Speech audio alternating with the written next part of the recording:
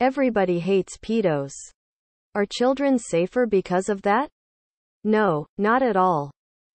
But let's talk for a minute about how we define pedophile. Most people think that a pedo is someone sexually attracted to children. This is true. No argument there. But here's the shocking part. We have no idea what children are. Obviously, science knows. Children are prepubescent humans. Just like kittens are prepubescent cats. And puppies are prepubescent dogs. This is not a hard concept. Biological childhood ends for us between ages 10 and 12. After that we are pubescent, or adult. That's why the DSM-5 says that the maximum age of attraction for pedophiles is 13. Though most pedos prefer younger than that. If you or any of your friends think that pedos go after teenagers, you're dead wrong. That's simply not what pedophilia is.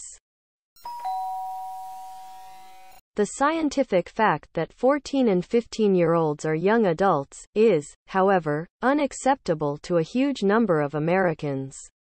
So they deny science. Having rejected empirical fact, what other definition of child can they use? Some like to claim that all minors are children. You can hide from scientific reality by claiming that politicians pass laws that make people mature or not.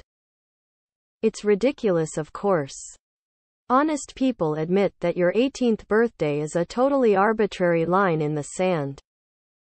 Others will claim that being in or out of certain schools makes you a child or an adult.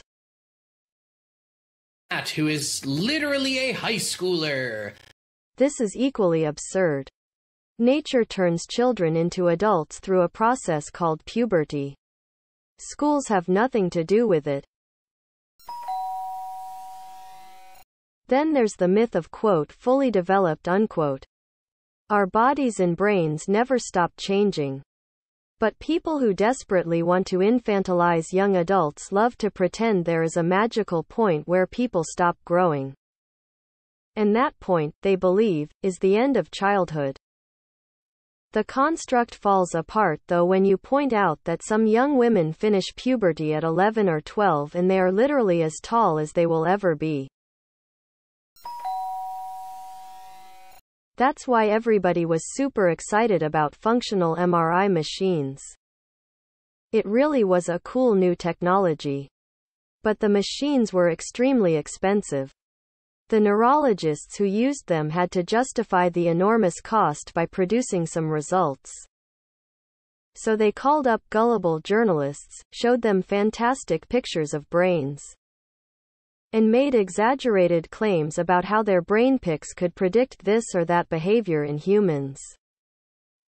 The media wrote tons of bombastic articles about how science proved that adulthood begins at 25 or 30 or sometime in your 40s. It was ridiculous, of course. And there were lots of studies. They couldn't be replicated. Most had tiny sample sizes. Don't believe me? Google it for yourself. These are just a few of the articles about it. Can brain scans reveal behavior? Bombshell study says not yet. Scientists admit controversial conflict casts doubt on studies using brain scans. There's a lot of junk fMRI research out there. It's easy to misrepresent the findings from brain scan studies. Just ask a dead salmon. So once again, those looking for a reasonable line between childhood and adulthood, other than puberty, came up empty. Pedos are not sexually attracted to these young adults. Pedos have no interest in teenagers. Let's stop the hysteria.